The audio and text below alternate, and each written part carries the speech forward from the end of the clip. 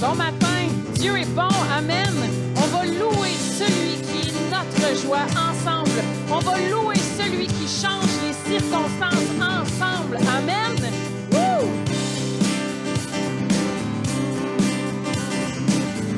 Tu es la lumière qui brille dans le noir. Oh. Tu es mon soutien, tu me redonnes l'espoir. Oh. Non, je n'aurai pas honte de proclamer de tout mon être. Je veux le déclarer.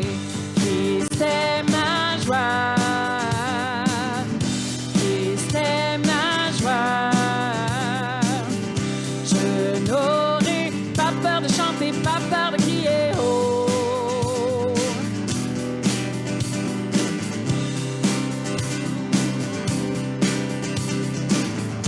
Pourquoi me taire quand mon âme est accablée? Oh. En toi j'espère, tu ne failliras jamais. Oh. Non, je n'aurai pas peur. Pas peur de proclamer de tout mon être. Je veux le déclarer. Christ est ma joie. Christ est ma joie. Je n'aurai pas peur de chanter, pas peur de crier. Oh, Christ est ma joie. Christ est ma joie. Je n'aurai pas peur de chanter, pas peur de crier. Oh, pourquoi me taire?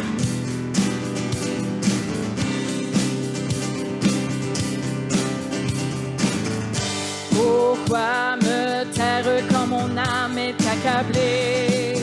Oh. En toi j'espère, tu ne failliras jamais. Oh. Non, je n'aurai pas honte de proclamer de tout mon être. Je veux le déclarer. Christ est ma joie. Christ est ma joie. Je n'aurai pas peur de chanter, pas peur de crier. Oh, Christ est ma joie. Christ est ma joie. Je n'aurai pas peur de chanter, pas peur de crier. Oh. Non, Seigneur, on n'aura pas peur de te chanter. Pourquoi me taire quand mon âme est accablée? Oh. Hey! Christ est ma joie. Christ est ma joie. Je n'aurai pas peur de chanter, pas peur de crier. Oh, Christ est ma joie. Christ est ma joie. Je n'aurai pas peur de chanter, pas peur de crier, pas peur de chanter, pas peur de crier. Oh. Non, Seigneur, on n'aura pas peur de chanter. On n'a pas peur de dire que tu es notre joie, parce que tu es notre joie. Tu peux nous rendre joyeux en toutes sortes de circonstances et on est tellement bénis.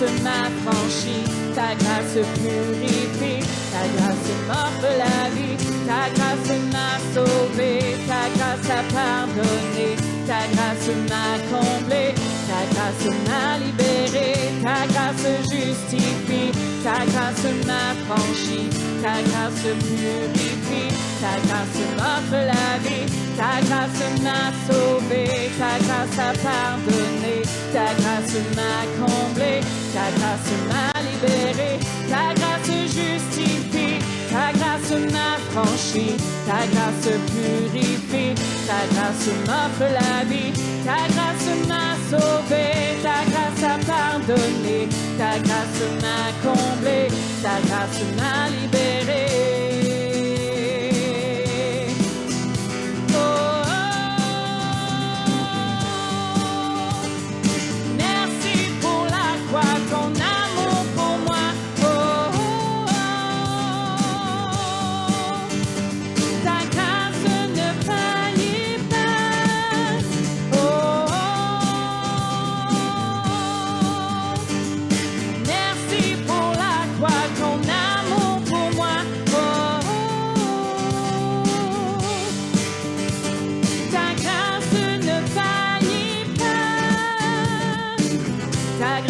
Justifie, ta grâce m'affranchit, ta grâce purifie, ta grâce m'offre la vie, ta grâce m'a sauvé, ta grâce a pardonné, ta grâce m'a comblé, ta grâce m'a libéré, ta grâce justifie, ta grâce m'affranchit, ta grâce purifie, ta grâce m'offre la vie, ta grâce m'a sauvé, ta grâce a pardonné, ta grâce m'a comblé, ta grâce m'a libéré, ta grâce justifie, ta grâce m'affranchit, ta grâce purifie, ta grâce m'offre la vie, ta grâce m'a sauvé, ta grâce a pardonné, ta grâce m'a comblé, ta grâce m'a libéré.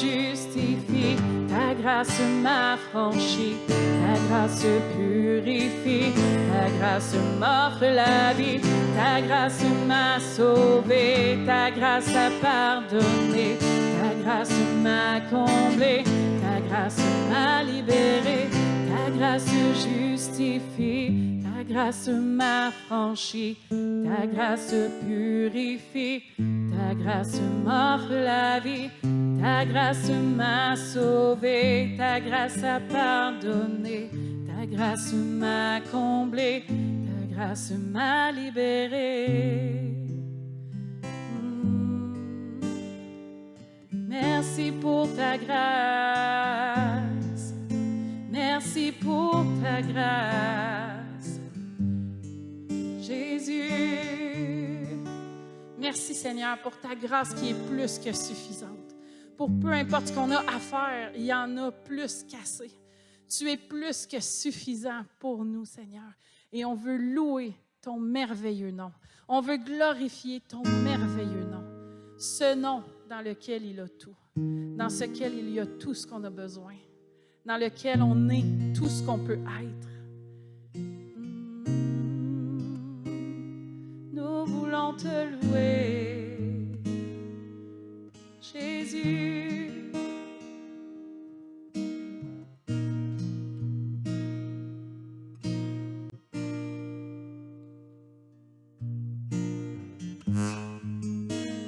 couronné,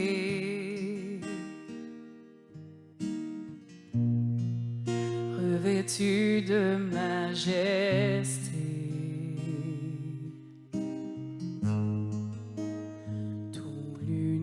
l'univers proclame ta grandeur.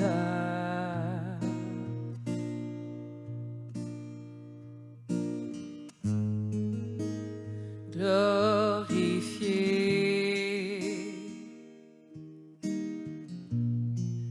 par les anges prosternés,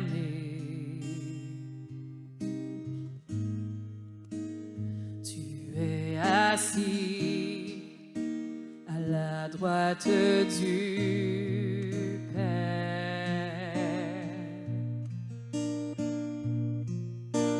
Jésus, merveilleux nom, qui est semblable à toi, ô Dieu.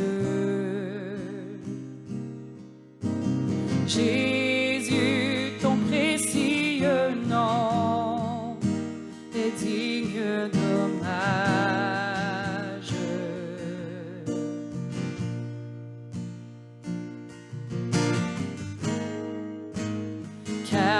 Captivé par l'éclat de ta beauté, nos voix s'élèvent pour te rendre gloire.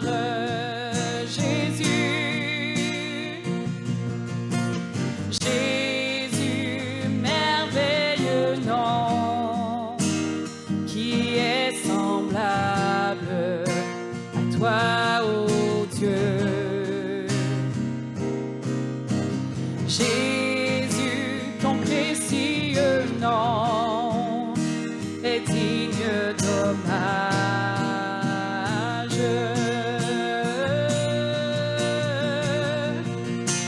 Jésus, merveilleux nom, qui est semblable à toi, ô Dieu.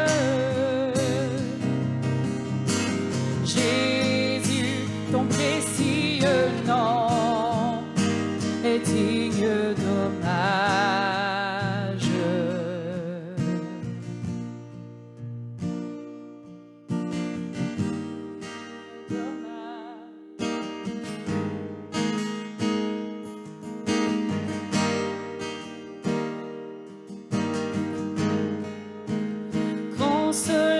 Consolateur, divin rocher, libérateur, prince de la paix, Dieu créateur, Fils bien-aimé,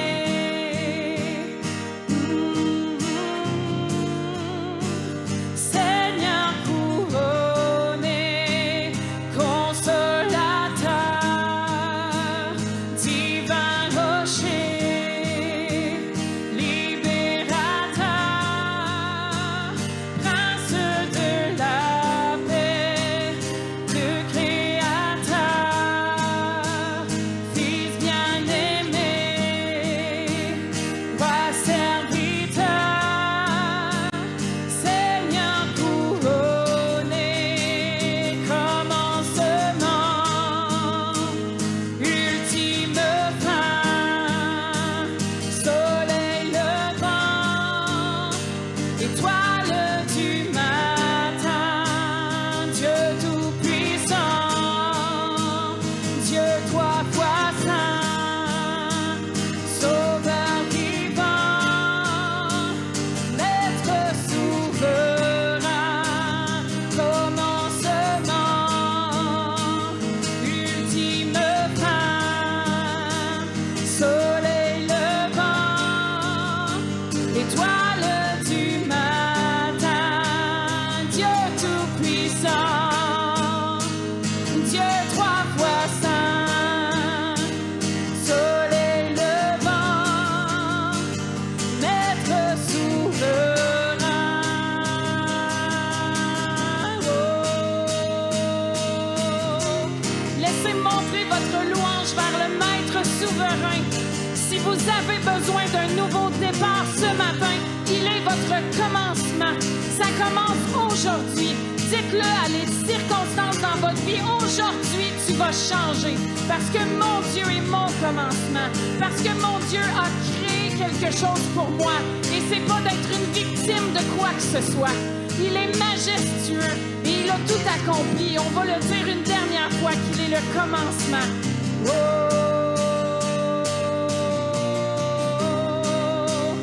Commencement, ultime fin, soleil levant, toile du matin, oui Dieu tout-puissant, Dieu trois fois saint, sauveur vivant, maître souverain.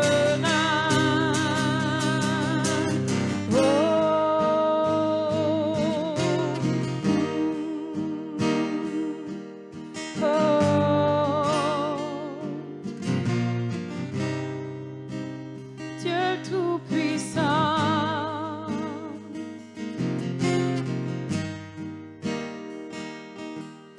Oh, Jésus, Jésus, merveilleux nom, qui est semblable à toi, ô Dieu. Jésus, ton précieux nom est digne d'hommage. Jésus, Jésus, merveilleux nom, qui est semblable à toi, ô Dieu. Jésus, ton précieux nom est digne d'hommage.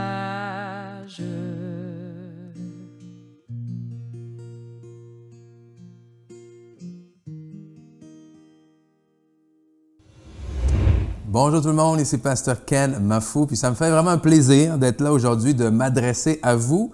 Wow, c'est spécial parce que ça fait presque un mois, je pense un mois à peu près, que je n'ai pas apporté la parole, donc je suis très heureux aujourd'hui. J'aurais bien aimé le faire en live, en direct devant vous, devant moi, mais aujourd'hui c'est une journée spéciale, donc c'est pour ça qu'on est ici simplement en ligne aujourd'hui parce que nous avons notre pique-nique au parc Millette. Et si la météo est clémente, donc on va vous retrouver là tout de suite après le message. Donc, restez à l'écoute, là, on va vous confirmer le tout d'ici la fin. Mais aujourd'hui, néanmoins, là, malgré le fait que j'étais pas là les dernières semaines, vous avez été bénis. Vous avez été bénis, vous avez eu des hommes et des femmes de Dieu qui vous ont amené des messages inspirés, des messages vraiment exhortants, encourageants. Puis ces messages-là, m'ont béni moi aussi.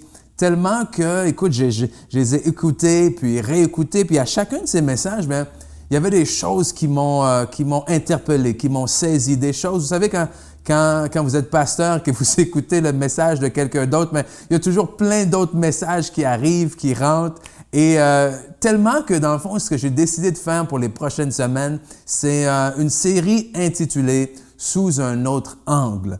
Pourquoi sous un autre angle? C'est parce que, comme je viens juste de mentionner, j'ai été tellement touché, béni, etc. par les messages qui ont été apportés. À chaque fois, il y avait comme une direction différente à laquelle ça m'interpellait que je me suis dit, mais je pourrais les reprendre, les revisiter d'une certaine façon. Et le but, c'est pas du tout de reparler exactement des mêmes thèmes qui ont déjà été discutés, ni non plus reprendre d'une certaine façon ce qui a été apporté ou corrigé ou quoi que ce soit, mais vraiment, comme le titre le dit, regarder tout ça sous un autre angle, c'est-à-dire reprendre un peu la même chose, mais regarder sous une autre facette, un peu si tu as un diamant ou quelque chose de précieux dans les mains, puis tu le regardes sous un autre angle, d'un autre côté, avoir une autre perspective si on veut, des différents thèmes. Et c'est exactement ce qu'on va faire. Donc, et aujourd'hui, je voulais débuter, en fait, avec la parole qui nous a été apportée par le révérend Kitambal Mafou au début du mois de juillet, donc le 3 juillet, si je ne m'abuse. Et il nous a parlé de la grâce. Il nous a parlé de la grâce, comment on pouvait régner dans cette vie par la grâce. J'ai été personnellement interpellé par le fait qu'il nous a appris ou rappelé en fait que la grâce n'est pas seulement un don, la grâce n'est pas seulement cette faveur imméritée de Dieu, bien qu'elle l'est et que c'est très important pour nous, mais la grâce est également une personne. Une personne que l'on reçoit, et bien entendu, mais cette personne-là, c'est nul autre que Jésus-Christ lui-même.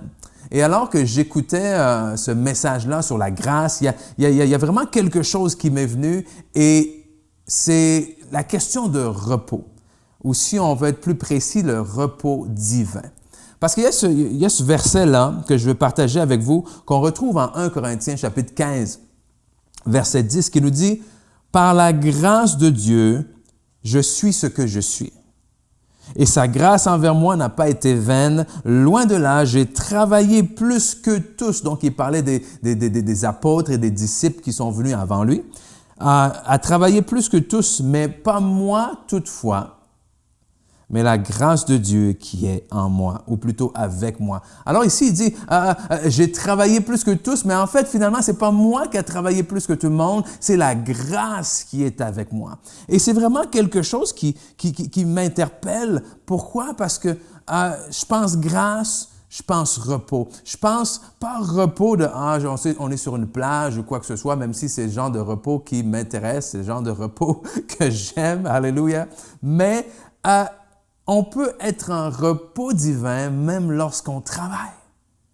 Et c'est quelque chose sur lequel le Seigneur me parle beaucoup dernièrement. En fait, il y a quelques mois de cela, vous savez, comme Pasteur Randy a dit, si vous vous rappelez, il a mentionné lorsqu'il a apporté la parole qu'à chaque année, le Seigneur lui donnait une espèce de thème, un thème pour l'Église, un thème pour l'année qui servait de guide ou de direction. Puis, il y a quelques mois, j'ai entendu quelqu'un parler de quelque chose de similaire, mais cette personne-là parlait surtout pas d'un thème, mais vraiment d'un mot. Un mot spécifique, pas pour l'Église en général, mais un mot spécifique pour lui. C'est-à-dire qu'à chaque année, il allait devant le Seigneur et il disait, mais Seigneur, est-ce qu'il y a un mot pour moi? Et ce mot-là servait en fait de direction pour sa vie, mais ça pouvait être un mot de quelque chose qu'il devait travailler au niveau du caractère, de l'attitude, quelque chose qui peut-être allait arriver dans l'année, bref. Et c'est quelque chose que j'étais un peu curieux de cette pratique-là et j'ai dit, je vais essayer. Et je me suis mis en prière, j'ai demandé, mon Seigneur, est-ce qu'il y a quelque chose que tu veux me dire? Est-ce qu'il y a un mot sur lequel que tu veux que je focus un peu plus? Et à ma grande surprise, ça n'a pas été très long, où est-ce que c'est venu dans mon cœur, écoute, vous allez peut-être rire, dans mon cœur est venu le mot « relax ». Littéralement, c'est venu relax. Et plus je priais, je méditais là-dessus. OK, relax. Il y a vraiment l'image d'un soldat qui m'est venu. Vous savez, un soldat au garde-à-vous comme ça. Et j'entendais presque, le Seigneur me dit maintenant, repos. OK? Et là, le soldat, il sort de la position de garde-à-vous, puis il se met au repos. Et c'est ça. Quand j'entends parler de grâce, mais ça me ramène au repos. Et comme j'ai mentionné, ce n'est pas un repos de dire « Ah, OK, il faut que je prenne des journées de congé ou quoi que ce soit », mais c'est comment apprendre à se reposer en Christ.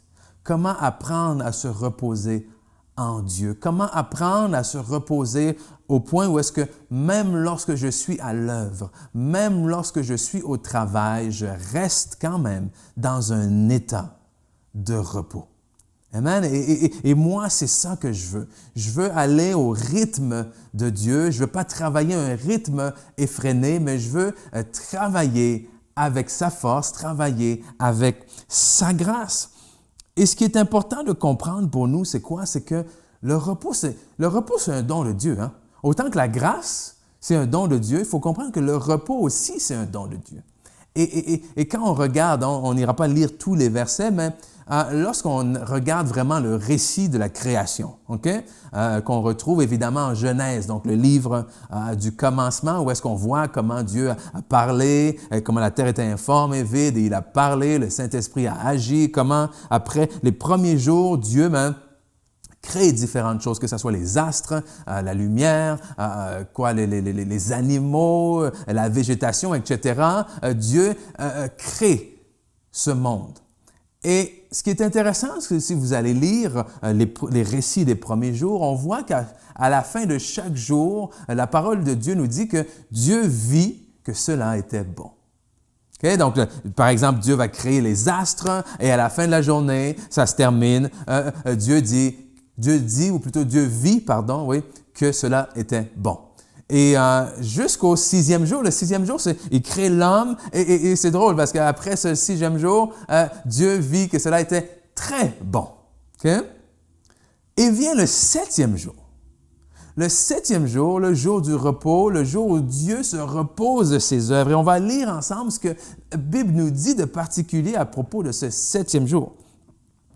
Donc, Genèse chapitre 2, versets 1 à 3, on va lire ça ensemble. « Ainsi furent achevés les cieux et la terre et toutes leurs armées.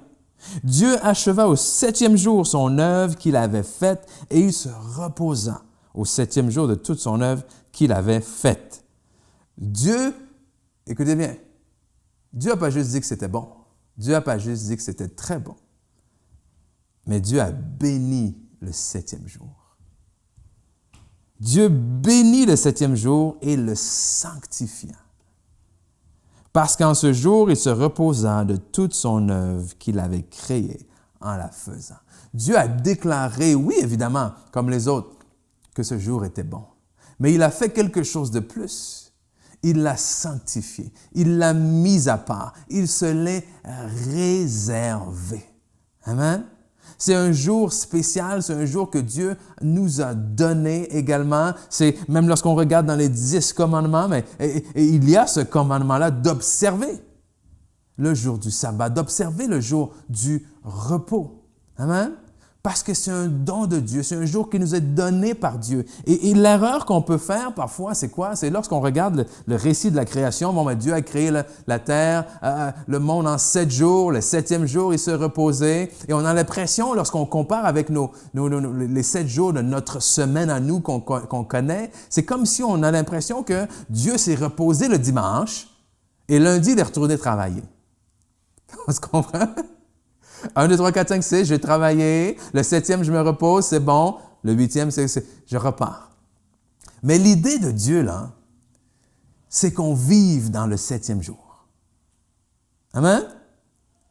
C'est qu'on vive dans le 7e jour. C'est qu'on puisse vivre dans le repos. C'est qu'on puisse vivre dans les œuvres que lui a créées. Et vivre dans le 7e jour, c'est quoi? Encore une fois, c'est pas un repos de « j'arrête de travailler ». Okay? C'est un repos actif, si on peut dire. Un repos qu'on peut voir dans un autre verset que j'aime beaucoup, en Colossiens chapitre 1, versets 28 et 29 nous dit « C'est lui que nous annonçons, exhortant tout homme et instruisant tout homme en toute sagesse, afin de présenter à Dieu tout homme devenu parfait en Christ. » Donc, verset 29, c'est surtout celui-là que je veux souligner. C'est à quoi je travaille en combattant avec sa force qui agit puissamment en moi. Okay, on va le redire, le verset 29. C'est à quoi je travaille en combattant avec sa force. Amen? Si je travaille, si je combats avec la force d'un autre, qu'est-ce qui arrive à mes forces à moi? Sont au repos. Amen?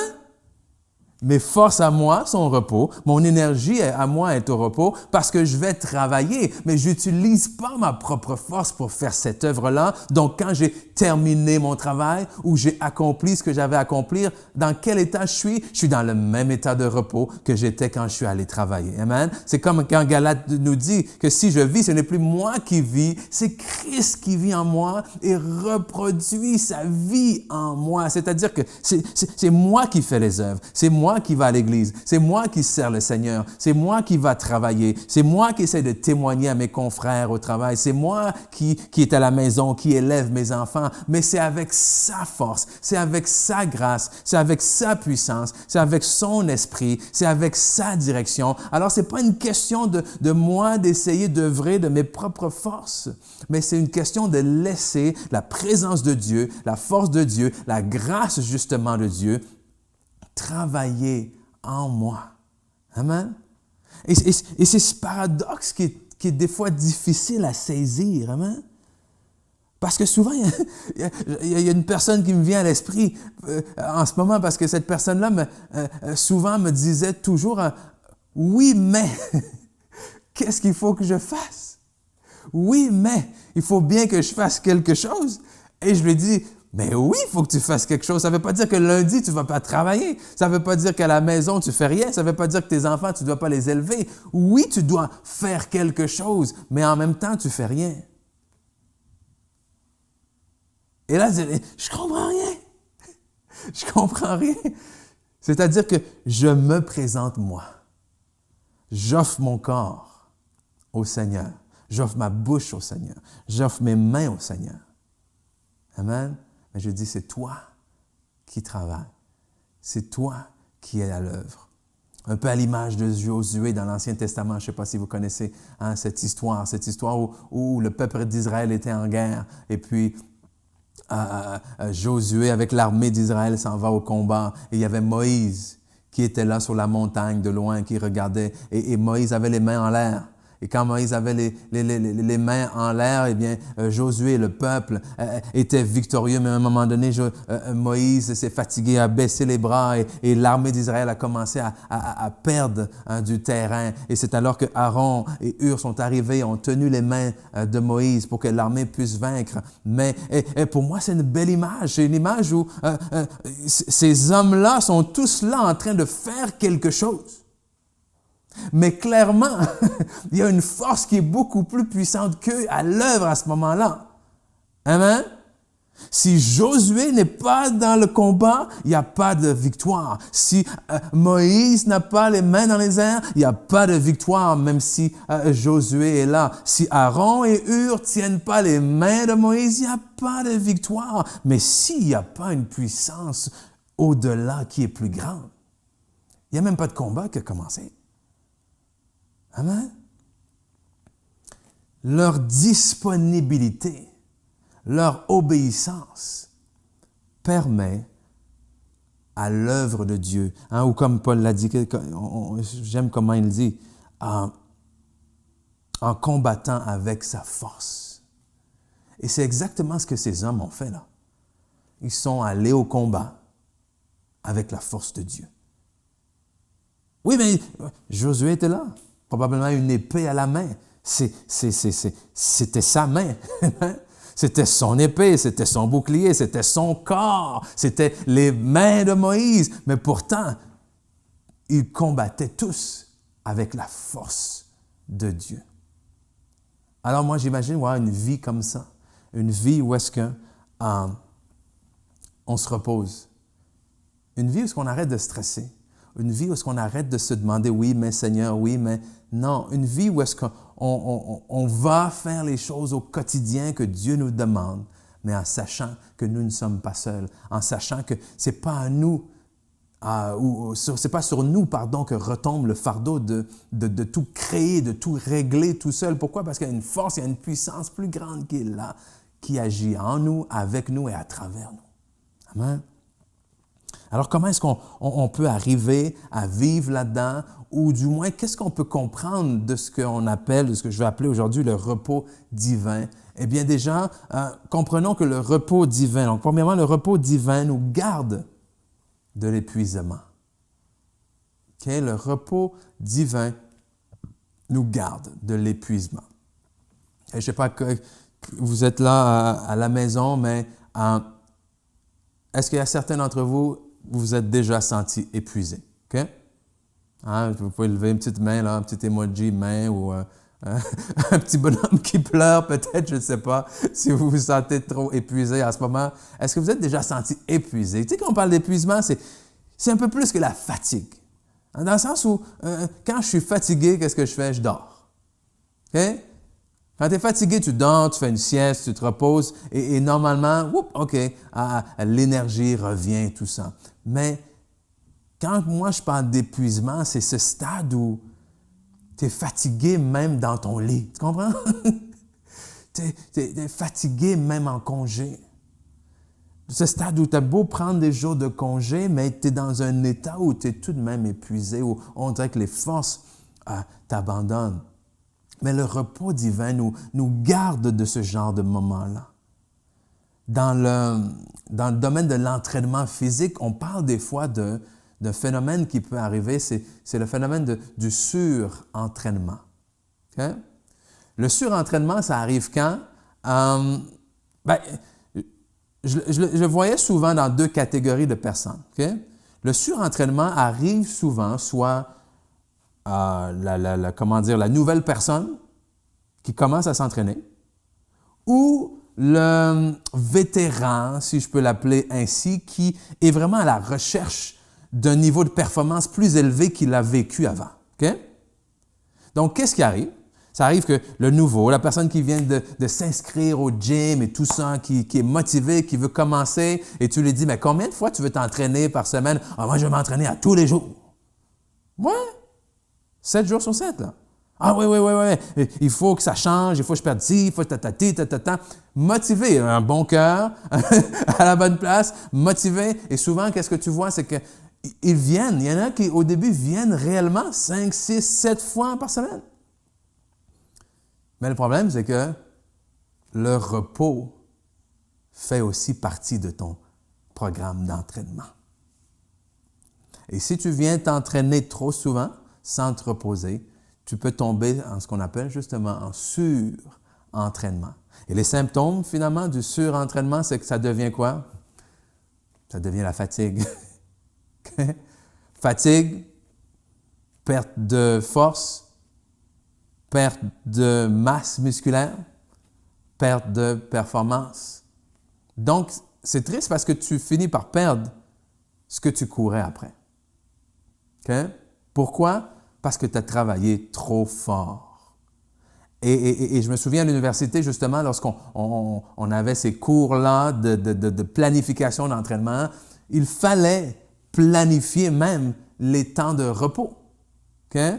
Les temps de repos dans une séance d'entraînement, mais les temps de repos dans la semaine aussi, dans le mois, de dire, mais telle journée, non, telle journée, ça va être une journée off, parce que cette journée-là, on a fait ça, donc ça va lui prendre 2 jours pour récupérer de tel entraînement. Donc, parce qu'il y a des choses qui se passent dans le repos. Amen? Ton corps ne fait pas juste récupérer. Ton corps, si on peut dire, s'habitue et se prépare. Tes muscles se préparent pour la prochaine fois que tu vas leur demander cet exercice-là. Amen? Mais si tu ne les reposes jamais, ils vont juste être fatigués. Et en parlant de surentraînement physique, mais il y a certaines personnes qui peuvent vivre aussi du surentraînement spirituel. Amen? Et des fois, on le voit dans la même catégorie de personnes. Celles qui viennent accepter le Seigneur. Et là, ils veulent servir Dieu de tout leur cœur, de toute leur âme, de toute leur force. Et ils foncent. Ben, je vais faire ceci, je vais faire cela. Et des fois, on ne le fait pas pour les bonnes motivations. Et on s'épuise. Ou les vétérans dans l'Église qui veulent plus, qui veulent peut-être une meilleure position, qui veulent avoir plus peut-être d'expérience avec Dieu. On croit qu'en faisant davantage et davantage et davantage, bien, on reçoit davantage. Mais là, le surentraînement spirituel, ça finit par créer la frustration, manque de motivation, fatigue. À quoi ça me sert finalement de lire ma Bible? À quoi ça me sert de donner ma dîme? À quoi ça me sert de donner ci? Donc, il y a un manque de motivation de tout ce qu'on faisait. Et le problème là-dedans, ce n'est pas que tout ce qu'on faisait était mal, c'est qu'il y a eu une mauvaise gestion de ce qui a été fait, mauvaise motivation. Dans le surentraînement, le problème, ce n'est pas l'entraînement lui-même, c'est l'abus d'entraînement, le trop d'entraînement. Bref, le manque de repos. Okay? Un bel exemple de cela, c'est l'histoire du fils prodige, qu'on n'aura pas le temps d'aller lire ensemble, mais qu'on retrouve, pour ceux et celles qui sont peut-être moins familiers avec ça, on retrouve ça en Luc chapitre 15. Et on voit l'histoire de deux frères du même père qui sont... et là, le plus jeune s'en va, décide de demander à son père son héritage qui lui revient. Il part avec cet héritage. Il dépense tout cet argent-là en faisant des mauvaises choses avec des prostituées et autres. Et il se retrouve finalement, à un moment donné, dans une situation sans le sou, pas d'argent, obligé de travailler chez quelqu'un qui a des cochons et tout ça. Et un jour, il se dit, écoute, ça n'a plus de sens la vie dans laquelle je suis rendu. Je vais retourner à la maison de mon père, m'excuser, et voilà. Et c'est exactement ce qu'il fait. Son père le retrouve, l'accueille avec joie et fait une grande fête. Et c'est à ce moment qu'on voit entrer en jeu le grand frère, le frère aîné, qui se demande, mais écoute, c'est quoi cette fête-là? Et il apprend par un des serviteurs de son père que son père a décidé de faire une fête parce que son frère est revenu. Et là, il est en colère. Il est en colère, pourquoi? Principalement parce qu'il dit au père, moi là, j'ai fait toutes les choses qu'il fallait faire.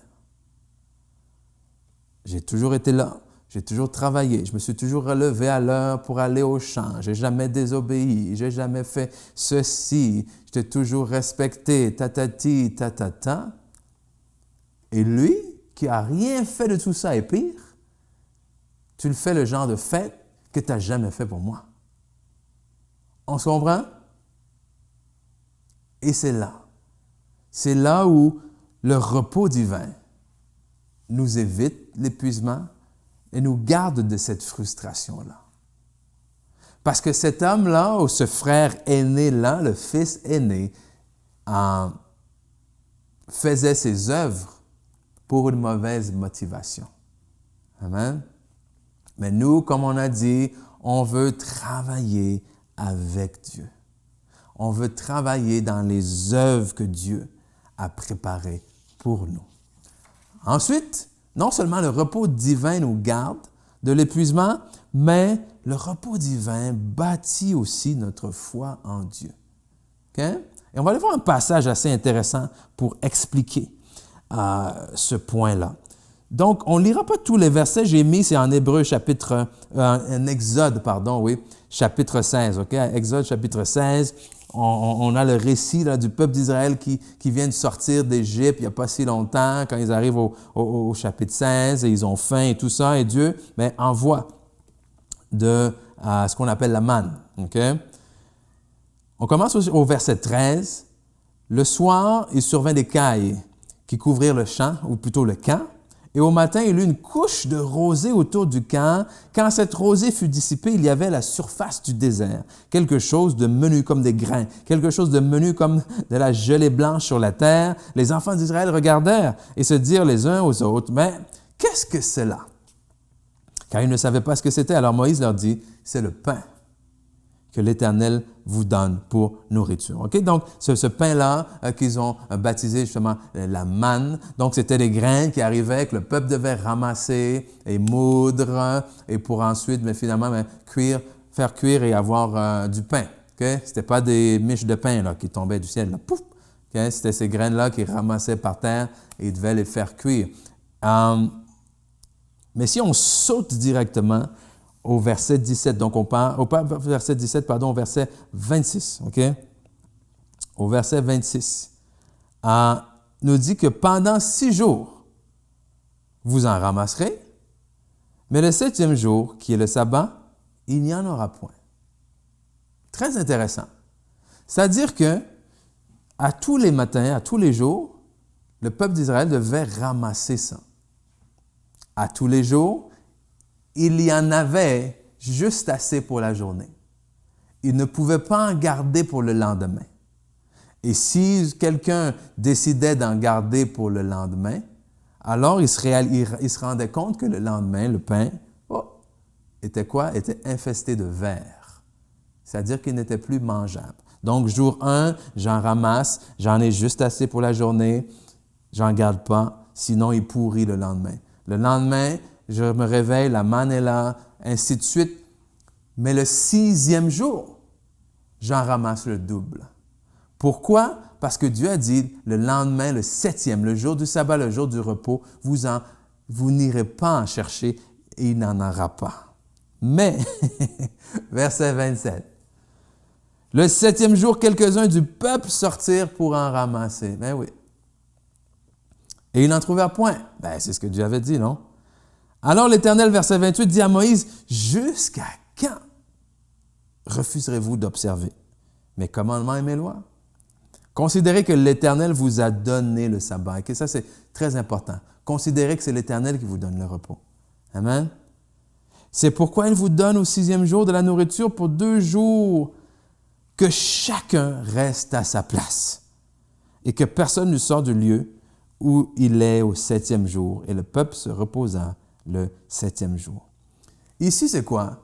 C'est clairement la désobéissance, mais c'est aussi un manque de foi. Hein? Un manque de foi. Est-ce que je vais en avoir eu assez le 6e jour? Qu'est-ce que je vais faire le 7e s'il n'y en a pas? Je vais sortir dehors voir juste au camp. Et je vous pose la question. On lit ce genre d'histoire puis on fait comme, mais voyons, Dieu leur avait pourtant dit. Mais on se pose la question, et je vous pose la question dans vos vies personnelles, est-ce qu'il y a des choses que Dieu vous a dit? Est-ce qu'il y a des choses que Dieu vous a dit personnellement? Est-ce qu'il y a des choses que Dieu vous promet ici, dans sa parole, par rapport à des situations que vous vivez, et vous allez quand même voir juste au camp? Amen? Dieu ne vous dit pas besoin d'appeler cette personne-là. OK? Je vais m'en occuper. D'ici demain, c'est bon, tu vas voir, je vais m'en occuper. Ah, je vais appeler juste au camp. Amen? Je me souviens quand je suis arrivé à Drummondville, quand je cherchais un travail, c'était clair dans mon cœur. Je ne sais pas pourquoi, mais c'était clair dans mon cœur. Il y avait un seul endroit où est-ce que le Seigneur m'avait demandé, je savais qu'il fallait que j'aille porter mon CV. C'était ici à Drummondville, au Collège Saint-Bernard. C'était la seule place. Et c'est le premier endroit où je suis allé porter mon CV, c'est là. Et j'ai déjà raconté l'histoire, comment ça a pris quand même quelques temps. Quand je suis allé la première fois, il n'y avait pas... Ils ont pris mon CV, puis c'est comme, on n'a rien là. On n'a pas de poste pour toi, désolé, mais je vais quand même donner ton CV à quelqu'un et on va voir ce qu'il y a. Finalement, ça a résulté que, gloire à Dieu, on m'a rappelé, on m'a offert quelque chose, mais quand je suis sorti de là, devinez ce que j'ai fait? Je suis allé quand même donner mon CV à la commission scolaire, juste au camp. Amen? Alors que c'était clair. Et vous savez, la commission scolaire ne m'a jamais rappelé. Jamais. Okay? Alors, je raconte ça. Pourquoi? Je raconte ça pour pas qu'il y ait de condamnation, dans le sens où est-ce que... Mais c'est important de vous poser la question. Est-ce qu'il y a quelque chose que Dieu t'a dit, mais que tu es allé vérifier quand même, juste au camp? Ou tu as pris la situation entre tes mains, juste au camp? Hein? Ou tu as décidé de faire une action juste au camp. Ou il t'a dit, relax, tu n'es pas en état de prendre une décision, laisse tomber la poussière et tout ça, mais tu es quand même allé juste au cas où il en manquerait. Et je ne sais pas si ça vous rappelle une prière, hein? La prière de notre Père. Donne-nous, quoi? Notre pain quotidien. Ici, Dieu voulait leur apprendre quoi? Voulait leur montrer que je suis celui qui prend soin de toi. Qu'à tous les jours, je vais te donner ce que tu auras besoin. Et que quand je te demande de te reposer, ça signifie fais-moi confiance. Ça signifie j'ai pris le 7e jour pour moi. Amen? J'ai sanctifié le 7e jour. Je l'ai mis de côté. Et comme on a dit au début, rappelez-vous, hein, Dieu veut qu'on vive dans le 7e jour. Alors, chacune de vos journées, est le 7e jour. Donc, si chacun de mes jours est le 7e jour, ça signifie quoi? Ça signifie que Dieu m'a déjà donné tout ce dont j'ai besoin pour vivre le 7e jour.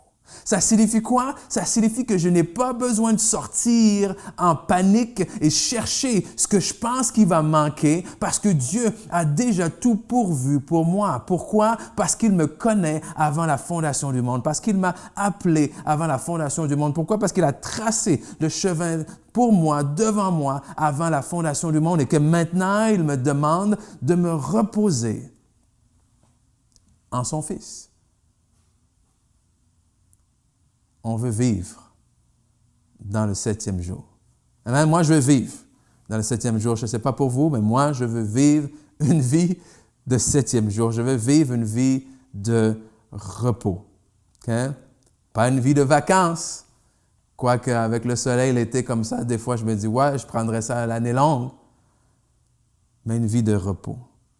Une vie où on n'est pas brûlé. Amen. Tu sais, c'est... Travailler pour le Seigneur ne devrait pas nous brûler, nous épuiser. Faire l'œuvre de Dieu ne devrait pas nous épuiser. Marcher dans les promesses que Dieu a pour nous ne devrait pas nous épuiser. Est-ce que je suis en train de dire que c'est facile? Non. Est-ce que je suis en train de dire qu'il y a des journées où on n'est pas fatigué? Oh non, je pense que Paul, il y a des journées où il devait être fatigué. Amen? Mais pourtant, même quand je lis, lorsque Pierre et Jean et les autres se sont fait fouetter et ils retournent, tout joyeux, la Bible nous dit en acte d'avoir subi des sévices pour la gloire de Dieu. Je me dis, ouais, leur corps était probablement fatigué, détruit, mais il y a quelque chose, comme la Bible nous dit, de jour en jour, il y avait leur être intérieur qui, lui, se renouvelait. Amen. Et c'est ça. Que même si notre corps physique, lui, peut être fatigué, il y a quelque chose de plus puissant, de plus fort à l'intérieur de nous qui, lui, nous ravive. Et c'est là qu'on veut vivre. Et puis finalement, mais non seulement le repos divin bâtit notre foi en Dieu. Amen. Et là, je viens de voir dans mes notes, j'ai souligné que chacun reste à sa place. Okay? Avant de continuer, et je trouve que c'est important. Dieu dit, dans le fond, hey, arrête de bouger. Sortez pas, restez à votre place. Et je pense que c'est un message pour nous aussi. Peut-être un message pour vous à la maison. Reste à ta place. Okay? Arrête de courir à gauche, à droite. Arrête de promener des regards inquiets. Arrête de chercher 10 000 solutions. Reste à ta place. Reste à ta place. Pourquoi? Parce que j'ai déjà décrété quelque chose. Amen. Surtout, je vous encourage, surtout si vous avez reçu une parole de Dieu, surtout s'il y a quelque chose qui est là, que Dieu a déposé dans votre cœur, je vous dis aujourd'hui, alors, reste à ta place. Amen. Reste à ta place. Pourquoi? Parce que Dieu a déjà prévu ce dont tu as besoin. Et troisièmement, le repos divin nous fait entrer dans les œuvres de Dieu. Okay? Et on en a parlé un peu, on a touché un peu à ce point-là, un peu tout le long de ce message. Mais qu'est-ce que je veux dire par « il vous fait entrer dans les œuvres de Dieu » ? On va voir quelques versets, puis on va expliquer ensemble plus en détail ce que ça signifie. Donc déjà, Hébreux 4, verset 10, nous dit « Car celui qui entre dans le repos de Dieu se repose de ses œuvres. Comme Dieu s'est reposé des siennes. » Qu'est-ce que ça veut dire se reposer de ses œuvres? Ça veut dire, premièrement, que nous n'avons plus besoin de travailler pour être acceptés de Dieu. Okay? C'est quelque chose, l'amour de Dieu, le salut en Dieu, c'est quelque chose qui est reçu par la grâce. C'est un don gratuit. Donc, celui qui accepte le Seigneur Jésus, celui qui se repose en Dieu, se repose de ses œuvres. Okay? Et c'est là qu'il faut faire une différence entre les œuvres de la loi versus les œuvres de la foi. Les œuvres de la loi, c'est toute action, toute œuvre qui servent justement à nous justifier, à recevoir quelque chose de Dieu. Je travaille pour recevoir. Comme la Bible dit, je travaille, donc je crois que je mérite un salaire. On a parlé du fils aîné dans l'histoire du fils prodigue. C'est lui, c'était les œuvres de la loi. Il se disait, mais papa, voici ce que j'ai fait, alors voici ce que j'aurais dû recevoir. Et quand on ne reçoit pas ce qu'on pensait qu'on devait recevoir, là, c'est de l'incompréhension, la frustration, etc., etc. Mais les œuvres de la foi, c'est les œuvres que je fais parce que j'ai déjà reçu. OK? C'est pas « je suis fils, donc je travaille pour recevoir l'approbation de mon Père ». C'est parce que je sais que je suis fils et que j'ai déjà l'approbation et tout l'amour et tout l'héritage de mon Père, alors je fais. C'est totalement différent. OK? C'est ça les œuvres de la foi. Parce que la foi, de toute façon, produit des œuvres. OK? La loi, le légalisme, le fait de vouloir de mériter quelque chose, de se prouver devant Dieu, va nous faire des choses. Mais la foi aussi, Jacques le dit, la foi, sans les œuvres qui viennent avec, nous sert de rien. Donc, c'est ça les œuvres de la foi. Les œuvres de la foi vont être les actions qu'on va faire parce qu'on a cru.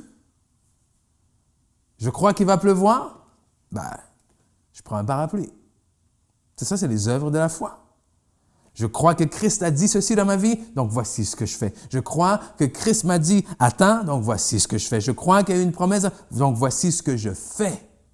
Je crois que Dieu m'a tout donné, donc voici ce que je fais. Pas « je fais pour », mais « je fais parce que ». Okay? Donc, il y a une différence entre ces œuvres-là. Et j'aime le prochain verset qu'on va voir, le prochain passage en Jean, chapitre 6, versets 27 et 29. Jésus est devant une foule qui essaye un peu de se justifier, comme ça arrive souvent, non seulement dans la parole, mais encore aujourd'hui, les gens qui essaient de se justifier devant Dieu. Et Jésus leur dit, « Travaillez, non pour la nourriture qui périt, mais pour celle qui subsiste pour la vie éternelle, et que le Fils de l'homme vous donnera, car c'est lui que le Père, que Dieu, a marqué de son sceau. » Alors, verset 28, écoutez bien ceci. Verset 28, ils leur dirent, donc les gens posèrent à Jésus la question, « Que devons-nous faire pour faire les œuvres de Dieu? » Wow! Quelle belle occasion ici, pour Jésus, de ramener les 10 commandements, de ramener la loi. Quelle belle occasion ici pour Jésus de les corriger un peu, de les enseigner, de les éduquer, de leur dire, tu ne dois pas faire ceci, tu dois arrêter de faire cela, il faut que tu commences à faire ça. Non, non, non, non, non. Jésus leur dit très simplement, l'œuvre de Dieu, c'est que vous croyez en celui qui l'a envoyé. Wow! L'œuvre de Dieu, ce que Dieu désire que tu fasses de plus que toute autre chose, c'est que tu crois. Ce que Dieu voulait que les Israélites fassent dans le désert, c'était qu'ils croient que je t'ai donné ce qu'il fallait le 6e jour pour que tu n'aies pas besoin de sortir le 7e. Amen? Ce que Dieu désire le plus que tout pour nous aujourd'hui, c'est qu'on croit en son Fils. Mais pas seulement en son Fils. Il va dire, oui, mais je crois en Jésus. Non, non, non, pas juste je crois en Jésus, mais tout ce que le fait que Jésus est venu et tout ce qu'il a accompli, tout ce que cela implique. C'est ça l'œuvre de Dieu. Et alors qu'on croit, eh bien, on marche dans ces œuvres-là. On marche dans la réalité de cette foi-là. Donc, l'œuvre de Dieu, ce que vous croyez en celui qui l'a envoyé. Donc aujourd'hui, je voulais vous parler de repos. On se repose comment? On se repose en Jésus-Christ. On se repose dans la foi. On se repose en croyant. Le repos commence là où je dis, Jésus, je crois. Seigneur, je crois. Je crois en ce que tu m'as dit. Je crois en ce que tu m'as promis. Je crois que tu es là avec moi. Je crois que tu ne m'abandonnes pas. Je crois que tu me diriges. Je crois que tu me guides. Je crois que tu me donnes les solutions. Je crois que tu me donnes les réponses. Je crois que tu es avec moi à chaque instant, à chaque moment. Je crois. Et alors qu'on croit, on se repose et on arrête de travailler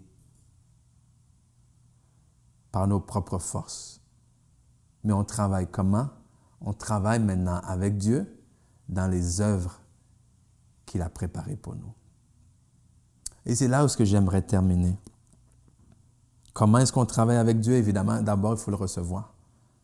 Que d'abord, avant tout, si vous êtes là à la maison, que vous n'avez pas encore accepté le Seigneur Jésus dans vos vies, vous ne pouvez pas vous reposer en Jésus si vous n'avez pas encore accepté Jésus. Vous n'avez pas encore reçu Jésus. C'est-à-dire si vous n'avez pas encore cru que Jésus est le Fils de Dieu. Vraiment dans votre cœur, puis déclarer, puis accepter de dire, oui, je crois. Je crois que Jésus est le Fils de Dieu. Je crois qu'il est mort et ressuscité pour mes péchés, qu'il est assis maintenant à la droite de Dieu, puis que maintenant je suis appelé à vivre ma vie pour lui, avec lui. Ça commence là d'abord. Mais ensuite, je veux terminer en vous montrant ces versets.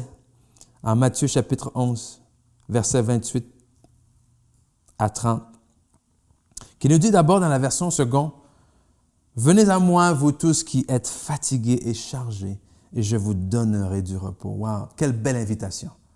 Venez à moi. Vous êtes fatigués, vous êtes chargés? Jésus dit, viens, viens. Parce que le repos, encore une fois, c'est en moi, c'est moi. Je vous donnerai du repos. Prenez mon joug sur vous et recevez mes instructions. Car je suis doux et humble de cœur, et vous trouverez du repos pour vos âmes, car mon joug est doux et mon fardeau est léger. Le joug, c'est quoi? Le joug, c'est cet instrument-là qui servait à joindre ensemble. Okay? À l'époque, au niveau de l'agriculture, lorsque on voulait labourer un champ, donc il y avait ce joug-là qui servait à tenir ensemble deux bêtes. Okay? Donc, une espèce de collier pour un, collier pour l'autre, et qui travaillaient ensemble.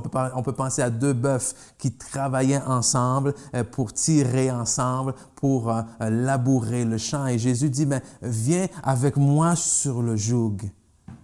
Je vais être d'un côté, tu vas être d'un côté.